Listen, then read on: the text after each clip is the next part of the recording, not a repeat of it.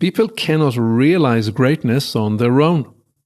The potential for greatness may be manifested and expressed when three conditions converge to create movement and outcomes that are so outstanding that they seem almost magical. Welcome to Create New Futures, thought-provoking conversations with leaders, experts, and interesting minds. Join us as we explore ideas and reflect on practices that you can use and apply to create and shape the future. With your host, author, and strategy consultant, Aviv Shahar. Welcome to Create New Futures.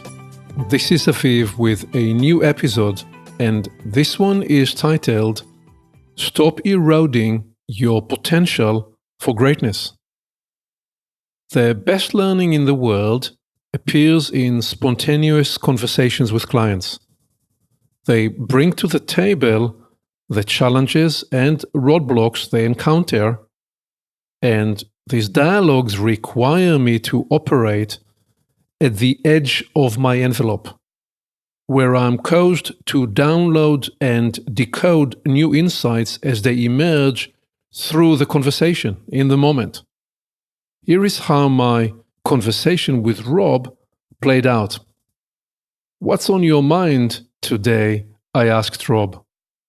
"Well, I'm grappling with how to be the best CEO I can be for my company. I worry that I'm not as effective as I want to be," he replied.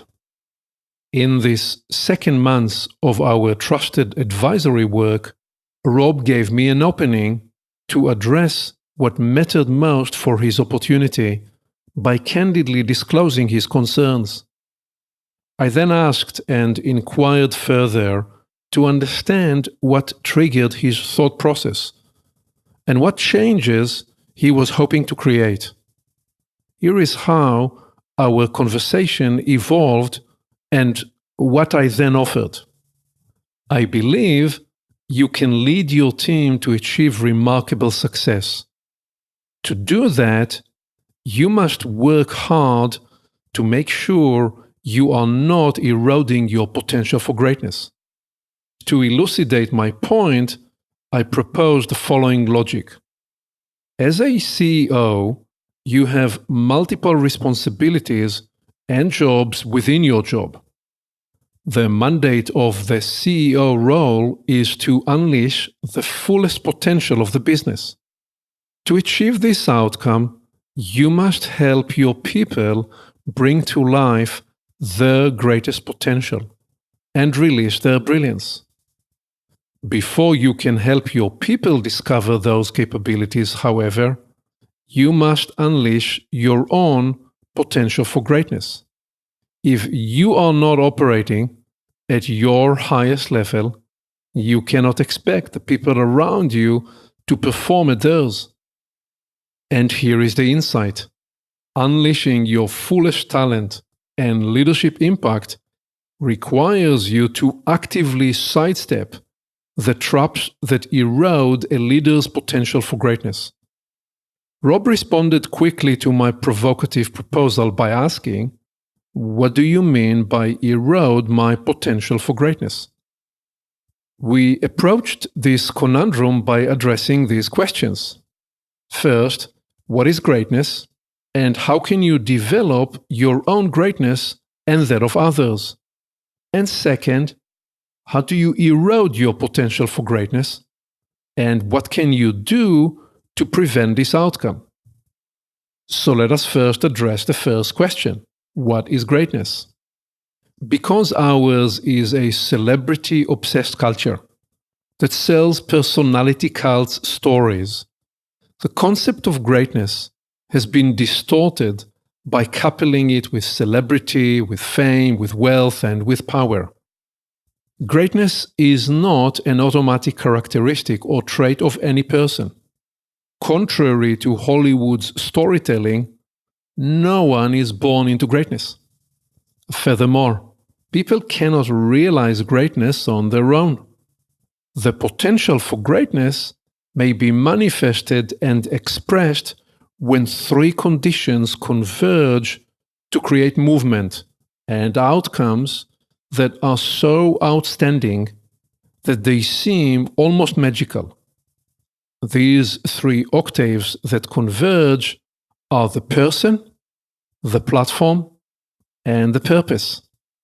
As I described on an earlier episode called How to Reach Mastery, the person or group of people applying themselves to an endeavor are fashioned in the crucible of the desert journey, where their formation and alignment are developed by overcoming resistance. That is the first condition, the preparation and the formation of the person by overcoming internal and external resistance. The second condition is the platform that the person develops or that they walk into, say the company, the organization, the band, the production, the ecosystem, whatever the platform is, it must be aligned and all the people involved must be aligned together to share a common purpose. That shared purpose is the third condition. The conditions for greatness are in place when the person and the platform are aligned and inspired by a greater purpose. When these three factors develop resonance that produces flow, the conditions for greatness are in place. We've seen greatness reveal itself in sports teams, in screen productions and Broadway plays, and in organizational and professional teams. In these situations, a cohesive effort pulls everyone into a unity of purpose in ways that allow individuals to transcend their egos and together serve the team's mission. When the people and the platform are inspired and galvanized to become one with their shared purpose, a transformation occurs, and everyone involved becomes and feels bigger because they feel part of something greater than themselves. The resulting transference of perseverance, power, and presence enables them to move anyone they encounter. Greatness is apparent when the focusing presence of a purpose pulls everyone together to perform at a higher level than they could by themselves. Even when the leader or the star performer in the front is the most visible expression of the greatness at work, the manifestation is made possible by the collective effort and contributions of everyone involved. That is why facilitating and preserving greatness are such a challenge. Greatness requires focus, consistency, sacrifice, devotion to purpose, readiness to transcend egos, a strong service orientation, care and attention to details, adaptability and resilience, stamina and forbearance, and the contributions of many people. In the context of leading a company, your entire value chain, the hiring process you develop, the culture you nurture, the communication you cultivate, the management system you establish, the focus you bring to the markets and the clients you serve, is the platform that empowers and enables people to operate as an orchestra working together to serve the organization's purpose. When the people, the organizational platform, and the purpose they serve are aligned with each other in an optimal way, the conditions for greatness are in place.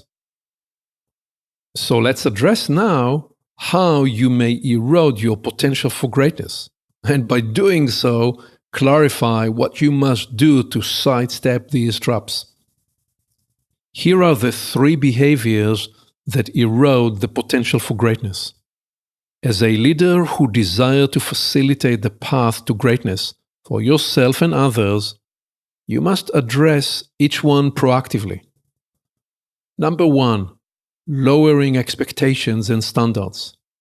Number 2, enabling cross-purpose work.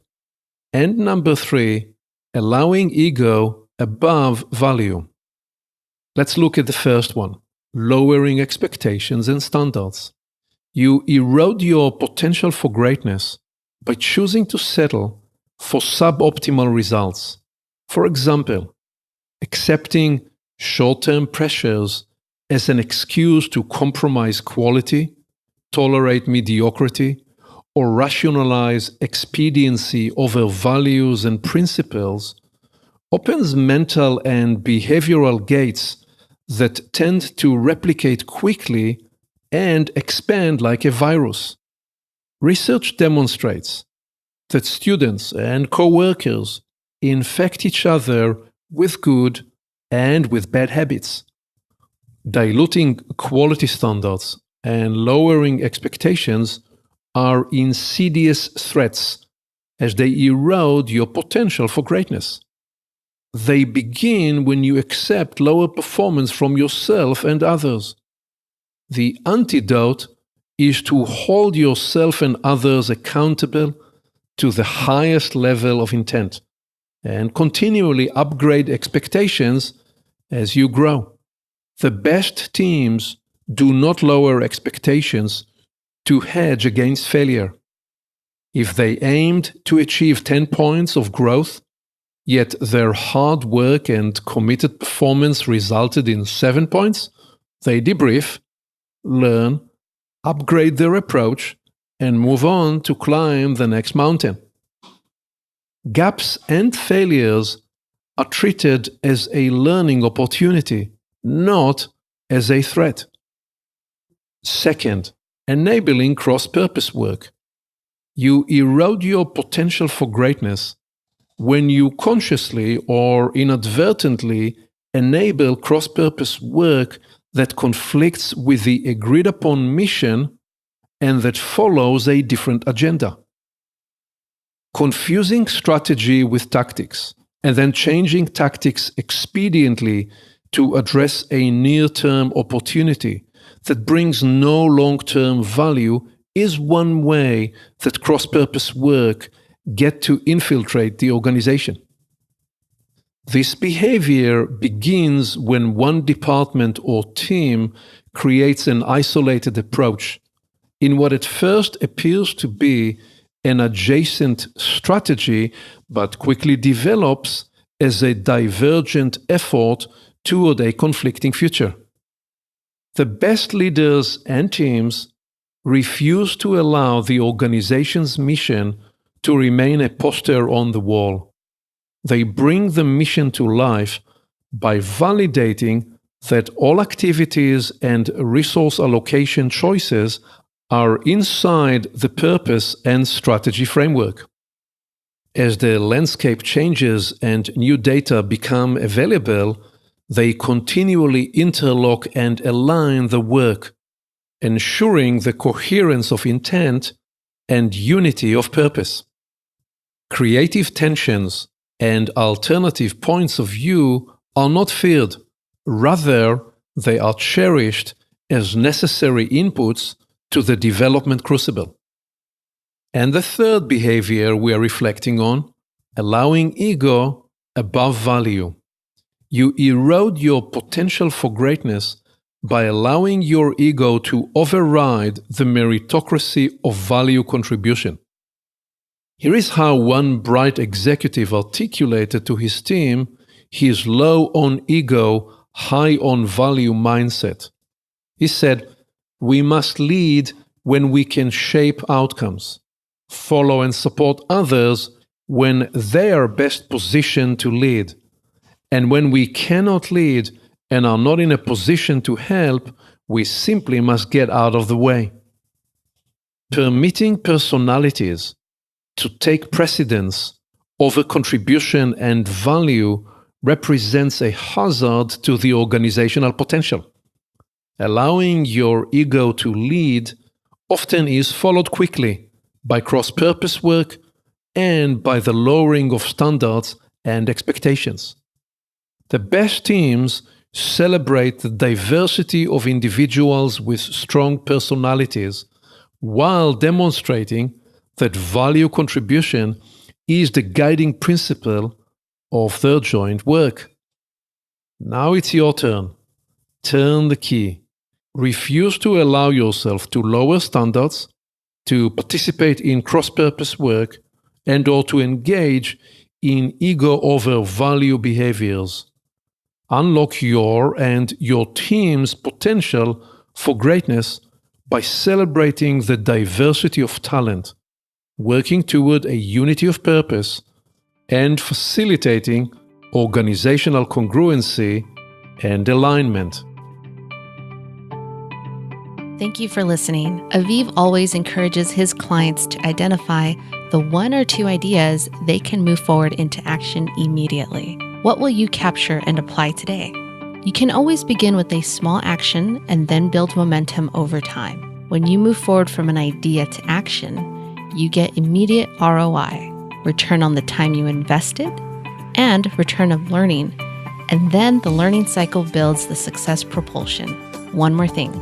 You can reach Aviv directly by phone and email to discover how he can help you create a new future for your business and organization. Creating your new future can begin today.